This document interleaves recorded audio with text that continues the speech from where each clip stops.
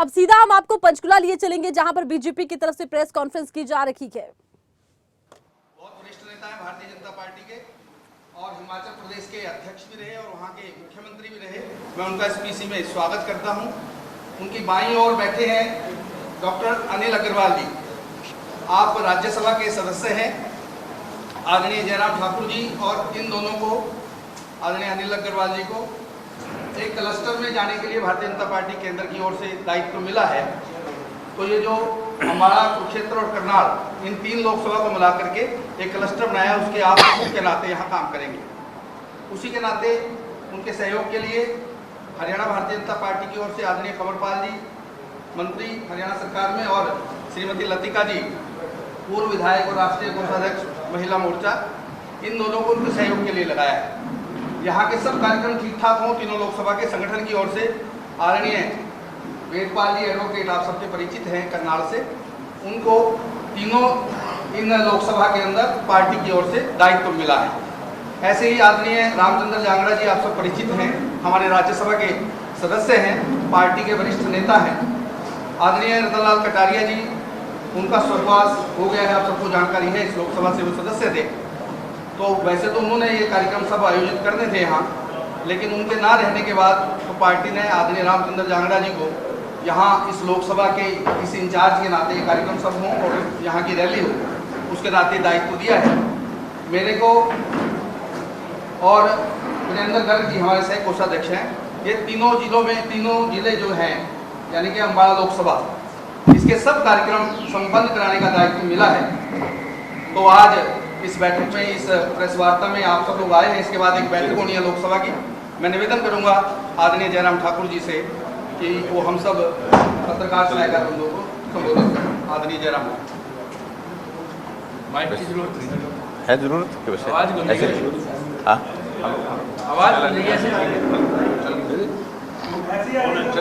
चलिए, कोई बात नहीं, हमारी आवाज बुलंद है भाई जी। मित्रों, आज की इस पत्रकार वार्ता में आप सबका अभिनंदन। छोड़ दीजिए।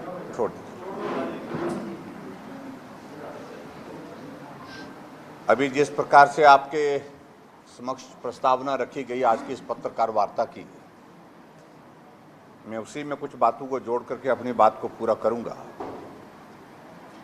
मित्रों, ये हम सबका सौभाग्य है कि भारत एक मजबूत नेतृत्व के साथ आगे बढ़ते हुए 9 वर्ष का कार्यकाल केंद्र में सरकार के रूप में पूरा करने में सफल हुआ है। अगर मैं यूं कहूं कि भारतीय जनता पार्टी के लिए यह पहला अवसर है जब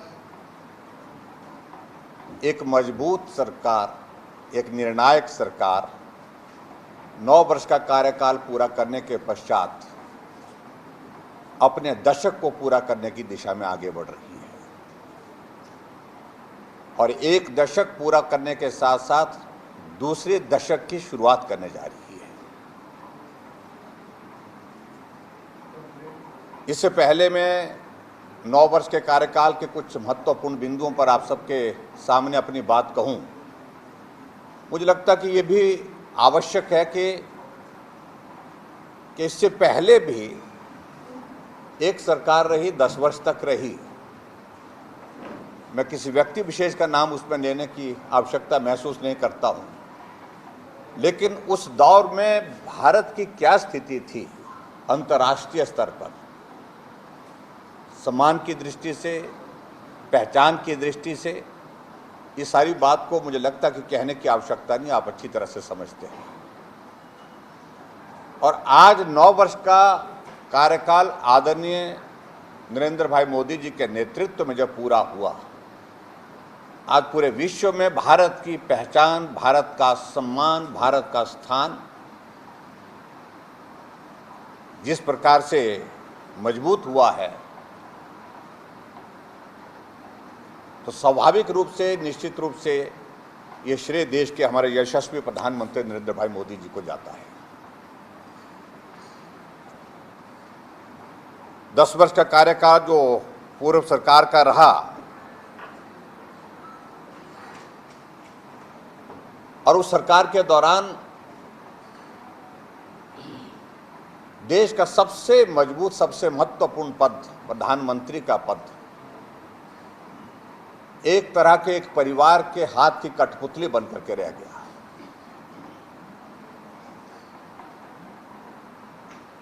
और भारत अपने पहचान को अंतर्राष्ट्रीय स्तर पर बनाने में सफल नहीं हो पाया।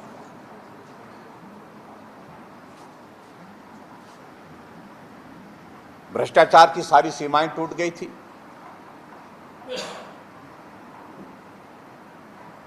$1,76,000 करोड़ रुपए के घोटाले, ऐसे घोटालों का जिक्र हुआ करता था।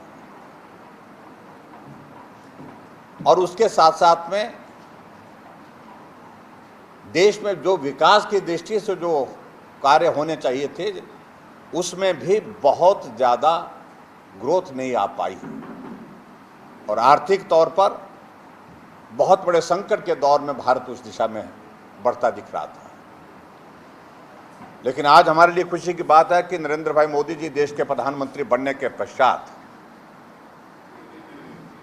भारत के अंदर भी नेतृत्व की मजबूत छवि के साथ भारत को मजबूती मिली है, हर क्षेत्र में मजबूती मिली है। लेकिन भारत के बाहर भी, दुनिया में भी भारत की छवि बहुत मजबूत हुई है। आज पूरे दुनिया में जितने भी सर्वेक्षण अगर नेतृत्व की दृष्टि से, जो लोकप्रियता की दृष्टि से, चाहे मजबूत नेतृत्व की दृष्टि से किए गए, उसमें सभी में एक ही बात आती है कि सबसे मजबूत नेता नरेंद्र मोदी जी, सबसे लोकप्रिय नेता नरेंद्र भाई मोदी जी। और अभी हाल ही में आपने इस बात को भी देखा होगा कि अंतर्राष्ट्रीय स्तर पर जब भारत के बाहर भी हमारे प्रधानमंत्री जाते हैं, किस प्रकार से उनका सम्मान किया जाता है।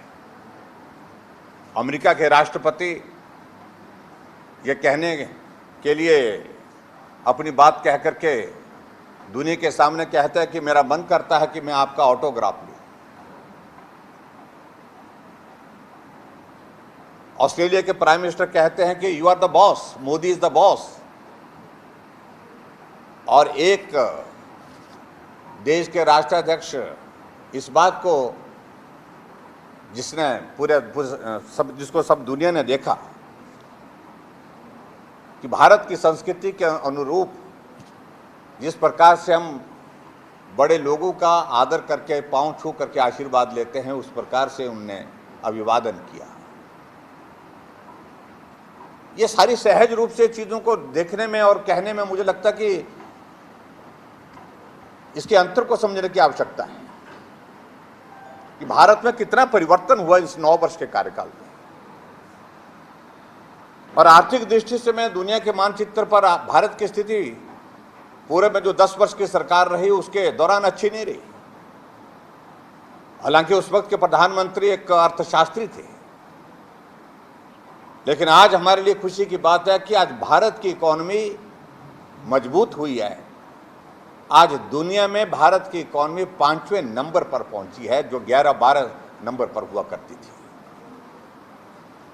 और इसमें सबसे बड़ी संतोष की बात है कि हम उस देश से भी ऊपर आ गए जो देश भारत को, हिंदुस्तान को 200 वर्षों से भी ज़्यादा देर तक गुलाम रखने के लिए जिसने काम किया, उससे भी ब्रिटेन की इकोनॉमी से हम आगे निकल गए। और मैं इस बात को कह सकता हूं कि ये जो दशक पूरा होने जा रहा है, जिसमें से 9 वर्ष का कार्यकाल पूरा हुआ है, 1 वर्ष का कार्यकाल जो पूरा होने को है, ये सर्वांगीण विकास की दृष्टि से भारत के लिए एक सुनहरे अक्षरों में लिखने वाले के इतिहास बनेगा। और उसी के साथ साथ मैं कहना चाहूँगा कि भारत की पहचान अंतर्राष्ट्रीय स्तर पर जिस तरह से मजबूत हुई है, उस दृष्टि से भी इस 9 वर्ष के कार्यकाल का एक अपना महत्व है। अगर मैं कुछ बातों का जिक्र करूं, भारत के एक पूर्व में प्रधानमंत्री रहे जो इस बात का जिक्र करते थे कि अगर मैं 100 रुपये विकास के लिए भेजता हूं, जहां वो पहुंचना होता है वहां पहुंचते पहुंचते मात्र 15 रुपए पहुंचते। लेकिन आज इस बात को देख रहे हैं आप कि ऐसा अवसर ये 9 वर्ष के इस कालखंड में देखने को मिला कि अगर 100 रुपए किसी काम के लिए, किसी विकास के लिए भेजे जाते हैं केंद्र से, तो वो 100 रुपए उस काम तक पहुंचते, उस व्यक्ति तक पहुंचते हैं। एक बहुत बड़ा परिवर्तन है और हमारे लिए गर्व की बात है कि आज प्रधानमंत्री नरेंद्र भाई मोदी जी का 9 वर्ष का कार्यकाल पूरा होने के पश्चात कोई उंगली उठा करके उनकी तरफ कह नहीं सकता है कि कोई आरोप उनके ऊपर है। मित्रों, मैं जो कुछ इनिशिएटिव्स आदरणीय प्रधानमंत्री नरेंद्र भाई मोदी जी ने इन 9 वर्ष के कार्यकाल में लिए हैं, उनका मैं कुछ थोड़ा सा उल्लेख करना चाहूँगा आपके समक्ष। जब सरकार बनी 2014 में एक आग्रह किया प्रधानमंत्री जी ने कि हर एक भारतवासी का खाता होना चाहिए, बैंक में होना चाहिए, अकाउंट होना चाहिए। और उस वक्त बहुत प्रयास का विषय भी कुछ लोगों ने बनाया। खाता खोलने के लिए तो बोल रहे हैं, लेकिन पैसे डालने कौन आएगा? जिनके पास पैसे ही नहीं है वो खाता खोल करके करेंगे क्या? और आज हमारे लिए खुशी की बात है कि भारत में इन 9 वर्षों में 48 करोड़ 27 लाख खाते जनधन के अंतर्गत जो है पूरे देश भर में खुले। और उन खातों में अगर पैसों की अगर हम बात कहें, 2 लाख करोड़ से ज़्यादा पैसा उन खातों में जमा है। एक तो ट्रांसपेरेंसी और उसके साथ साथ में भारत को एक नई दिशा देने में इस काम के माध्यम से सफलता आदरणीय प्रधानमंत्री जी को मिली है। और इसी के अलावा एक और विषय को लेकर मैं जरूर कहना चाहता हूं। कोविड का दौर आया और कोविड के इस दौर के दौरान जो है बहुत बड़ा एक चिंता का विषय था। लेकिन प्रधानमंत्री नरेंद्र भाई मोदी जी ने एक बात को तय किया कि संकट बड़ा है, कठिन है, परिस्थितियां सरल नहीं है, लेकिन उसके बावजूद भी एक बात को सुनिश्चित किया कि भारत का कोई भी नागरिक भूखे नहीं सोना चाहिए। इस कोविड के संकट में उनको मदद करनी चाहिए। और आज मुझे इस बात को बताते हुए प्रसन्नता है कि इस देश के 135 करोड़ की आबादी में से 80 करोड़ लोगों को मुफ्त राशन की व्यवस्था आदरणीय प्रधानमंत्री नरेंद्र भाई मोदी जी के माध्यम से हुई है। एक बहुत बड़ी कंट्रीब्यूशन गरीब लोगों के लिए जो भोजन की तलाश में भूखे सो जाते थे, उनके लिए सुनिश्चित किया गया कि वो भूखे ना सोए। आगे बढ़कर के मैं और एक विषय को लेकर के मैं जरूर कहना चाहूँगा।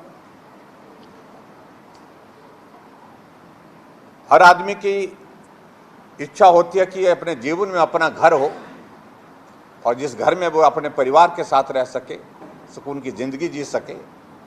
उस दृष्टि से एक बहुत बड़ी शुरुआत आदरणीय प्रधानमंत्री नरेंद्र मोदी जी ने की और आज मुझे इस बात को लेकर के प्रसन्नता है 3.5 करोड़ से ज़्यादा पक्के मकान भारत के अंदर इन 9 वर्षों में बन करके उन गरीब लोगों को समर्पित किए जो मकान उनके लिए सपना हुआ करता था, वो सपना उनका साकार करने में सफलता हासिल की। और इसमें और भी महत्वपूर्ण एक पॉइंट है जिसमें लगभग 70% मकान जो है वो महिलाओं के नाम पर, गृहिणी के नाम पर जो बना करके दिए। ये एक बहुत बड़ा उस दृष्टि से योगदान रहा है। और इसके अलावा मित्रों, मैं ये भी कहना चाहूँगा कि स्वच्छता आदरणीय प्रधानमंत्री जी का एक बहुत प्रिय विषय रहा है और हमेशा जब भी अवसर उनको प्राप्त होता है स्वच्छता के बारे में अपनी बात को जाहिर करते हैं। और उस दृष्टि से ये भारत ओपन डेफिकेशन फ्री हो, शौचालय बनने चाहिए।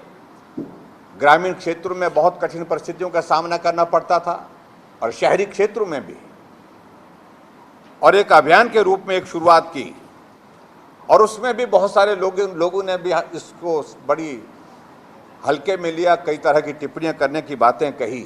कि इसको विकास नहीं कहा जा सकता है, शौचालय बना करके विकास हुआ, लेकिन आज इस बात को हम कह सकते हैं कि 12 करोड़ शौचालय बना करके 9 वर्ष के कार्यकाल में बना करके तैयार किए, जिसको इज्जत घर कहा गया। और ख़ास तौर से माताओं बहनों को जो बहुत बड़े संकट का सामना करना पड़ता था, उस संकट से, उस परेशानी के दौर से उनको बाहर निकालने में सफलता हासिल की। एक बहुत बड़ा योगदान उस दृष्टि से ये भी आदरणीय प्रधानमंत्री नरेंद्र भाई मोदी जी का 9 वर्ष के कार्यकाल का रहा है। आगे बढ़कर के हम इस बात को भी देखें, घर बनना, जिसका मैंने कहा कि वो एक स्वप्न होता हर व्यक्ति का, लेकिन कुछ सुविधाएं भी घर के साथ उनको मिले, इस बात को भी सुनिश्चित करने के लिए एक और अभियान भारत के अंदर चला, जल जीवन मिशन के माध्यम से। और उसमें भारत में 12 करोड़ से ज़्यादा हर घर को नल और नल में शुद्ध जल, इस अभियान के अंतर्गत इस काम को पूरा किया। अन्यथा ये भी दौर था भारत के अंदर कि गांव में एक जगह चौराहे में नल लगा करके छोड़ दिया जाता था, जिसको पब्लिक टैप बोलते थे। लोग आकर के वहीं से पानी भरते थे, वहीं से पानी भर करके घर को उठा करके ले जाते थे। लेकिन अब रसोई में नल, बाथरूम में नल, हर घर में नल, तो इस सुविधा को उपलब्ध कराने के लिए भी आदरणीय प्रधानमंत्री नरेंद्र मोदी जी ने जो काम किया, वो निश्चित रूप से बहुत सराहनीय रहा। एक बहुत बड़ा संकट जिसका मैं जिक्र कर भी रहा था, कोविड का दौर। ऐसा संकट, वो एक वैश्विक संकट था, और जब ये संकट इस प्रकार का दुनिया के सामने आया तो बहुत बड़ा चिंता का विषय थी, भारत इस संकट में से कैसे बाहर निकलेगा। और उस संकट में से सचमुच में निकलना सरल नहीं था, कठिन था। लेकिन नरेंद्र भाई मोदी जी ने जिस मजबूती के साथ उस संकट का सामना किया और देश की जनता को हौसला दिया, और देश की जनता ने उनके हर बात पर भरोसा किया, और उस भरोसे के बलबूते, उस हौसले के साथ उसका सामना किया। और ख़ास तौर से जब साइंटिस्ट ने, और इस बीमारी का इलाज नहीं है, तो इससे बचने के लिए मात्र एक रास्ता है कि अगर वैक्सीन हम सबको लगा सकते हैं तो राहत मिलेगी, बचाव होगा। ये बात कही आदरणीय नरेंद्र भाई मोदी जी ने।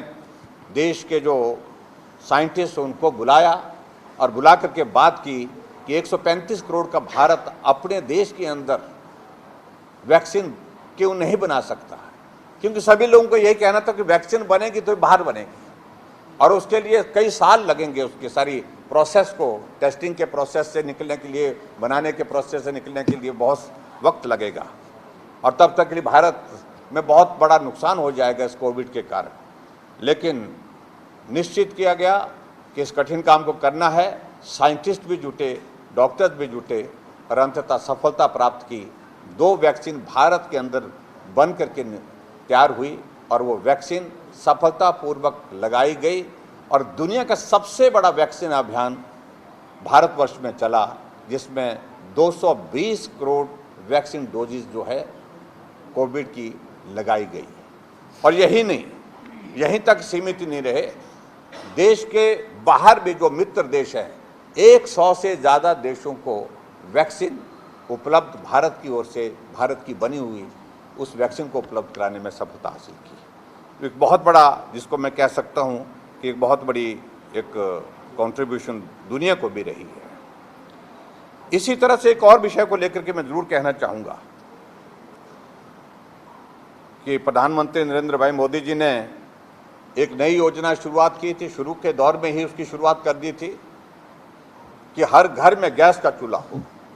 हमारी माताएं बहनें खाना बनाती हैं, बहुत सारा पॉल्यूशन धुएं के माध्यम से जो पैदा होता है, उसके कारण स्वास्थ्य पर उसका बुरा प्रभाव पड़ता है, आंखों पर प्रभाव पड़ता है, और उसको रोकना चाहिए। उस दृष्टि से उज्ज्वला योजना के अंतर्गत भारत में आज तक के इतिहास का सबसे बड़ा काम किया। लगभग 9 करोड़ 60 लाख महिलाओं को गैस का चूल्हा उनके घर तक पहुंचाने में उज्ज्वला योजना के माध्यम से सफलता हासिल की। एक बहुत बड़ा योगदान, बहुत बड़ा एक परिवर्तन उस दृष्टि से समाज में आया है। और उसी तरह से आगे अगर हम बात कहें, महिलाओं को महिलाओं का सशक्तिकरण, उस दृष्टि से भी काम किया और 27 करोड़ मुद्रा लोन से महिलाओं को अपनी आजीविका को कमाने के लिए बहुत सारे अवसर प्राप्त हुए। ये भी एक बहुत बड़ी कंट्रीब्यूशन जो है वो मातृशक्ति के लिए आदरणीय प्रधानमंत्री जी की रही, महिला सशक्तिकरण की दृष्टि से। इसी के साथ हम आगे बढ़ करके हम अगर बात कहें तो एक बहुत महत्वपूर्ण निर्णय लिया नेशनल एजुकेशन पॉलिसी। इस बात को लेकर के कई वर्षों से हम सुनते थे कि नई एजुकेशन पॉलिसी होनी चाहिए और सोचते थे, कुछ चिंतन करते थे, और लेकिन प्रक्रिया रुकी पड़ी हुई थी। लेकिन इस काम को भी अंजाम दिया। आज देश को नेशनल एजुकेशन पॉलिसी के रूप में एक नई देन प्रधानमंत्री नरेंद्र मोदी जी की रही। और उसी के साथ साथ मैं ये भी कहना चाहता हूँ कि अगर हम इस बात को भी देखें कि हेल्थ सेक्टर में जहाँ आयुष्मान भारत के माध्यम से पूरे देश भर में जो गरीब लोग हैं उनके इलाज के लिए 5 लाख रुपए का हेल्थ कवर देने की बात अगर प्रधानमंत्री जी ने कही और उसमें 23 करोड़ 19 लाख से ज़्यादा ऐसे लोग जो अपने इलाज करने में कुछ आर्थिक दृष्टि से वो उनके लिए संभव नहीं था, कठिनाई थी, और उनका इलाज करने में सफल हुए और 5 लाख रुपए का हेल्थ कवर उनको उपलब्ध कराया और उनके जीवन को सुरक्षित किया। और उसी तरह से मैं आगे बढ़ करके अगर मैं हेल्थ सेक्टर की और भी बात करूं, 2014 तक पूरे भारतवर्ष में 7 ऑल इंडिया मेडिकल इंस्टीट्यूट थे और 9 वर्ष के इस कार्यकाल में जो प्रधानमंत्री नरेंद्र भाई मोदी जी के नेतृत्व में 2014 से शुरू हुआ, भारत में 15 नए ऑल इंडिया मेडिकल इंस्टीट्यूट खोलने में सफलता हासिल की। और खोलने की ही बात नहीं, उनमें से अधिकांश जो है ज़मीन पर खड़े होकर के अपनी स्वास्थ्य की सेवाएं लोगों को दे रहे हैं। इसी प्रकार से आगे बढ़ कर के अगर हम बात कहें, अगर मेडिकल कॉलेजेस की अगर बात कहें तो 2014 तक 641 टोटल मेडिकल कॉलेजेस पूरे देश भर में थे, लेकिन 9 वर्ष के इस कार्यकाल में 700 नए मेडिकल कॉलेज भारतवर्ष के अंदर खोले गए। यानी कि स्वास्थ्य के क्षेत्र में बहुत बड़ी एक उपलब्धि उस दृष्टि से रही है। और इसी तरह से आगे बढ़ कर के अगर हम